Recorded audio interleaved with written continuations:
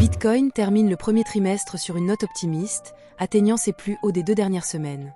Pourtant, les traders restent prudents, car malgré les signaux techniques positifs, le marché reste vulnérable à une potentielle correction. L'indice RSI, indicateur clé du momentum, montre des signes de rupture d'une tendance baissière de 4 mois, ce qui pourrait signaler une reprise haussière si cela se confirme.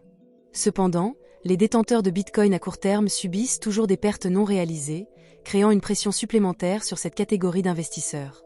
En parallèle, les réserves de stablecoins sur Binance atteignent des niveaux records, reflétant possiblement une attente d'opportunité d'achat.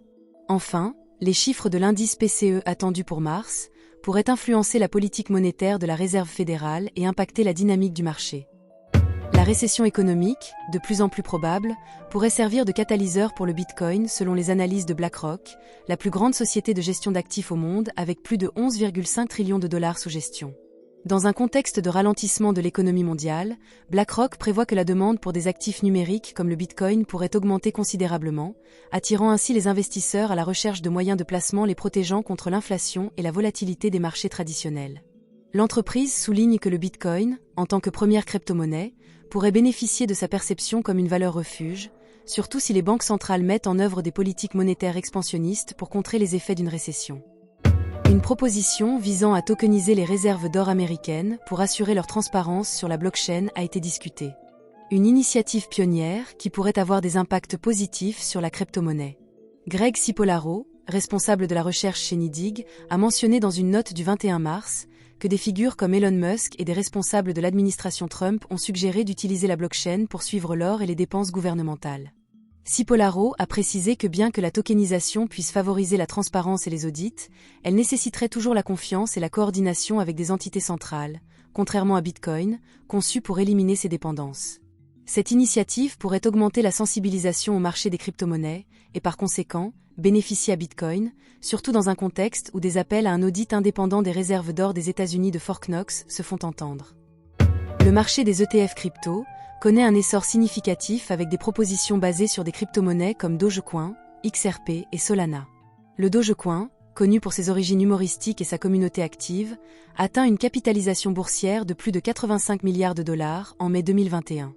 XRP, développé par Ripple Lab, a été reconnu par un juge américain comme n'étant pas un titre, ce qui a relancé son attrait pour les investisseurs. En parallèle, Solana, lancé en 2020, est salué pour sa rapidité de transaction et son approche innovante avec un modèle de proof of stake. Les établissements financiers traditionnels s'intéressent de plus en plus à ces actifs, signalant une évolution vers une adoption plus large des crypto-monnaies dans les investissements institutionnels.